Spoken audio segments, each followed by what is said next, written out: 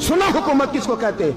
हजरत उमर गुजर रहे, फजर की नमाज के बाद 2 गलियां रह गई हैं, आज पूरा नहीं हो सका आपका दौरा। एक छप्पर है छोटा सा, बूढ़ी अम्मा बैठी है, उमर फारूक गुजरने लगे, बूढ़ी को परेशान देखा, अम्मा जी इजाजत हो तो अंदर आ जाऊं?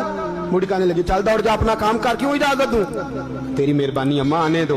क्या दौड़ जा? तेरी मेहरबानी अम्मा, गुजारिश है, चलो आ जाओ। अंदर आ गए उमर फारूक। अम्मा क्या परेशानी है, क्या बात? अम्मा कहने लगी खामद इंतकाल कर गया, औलाद अल्लाह ने दी कोई नहीं, मैं गरीब हूँ, 3 दिन से रोटी नहीं खाई, 25 दिनार का कर्जा चढ़ गया है, मुझे उमर फारूक से बड़ी शिकायत है।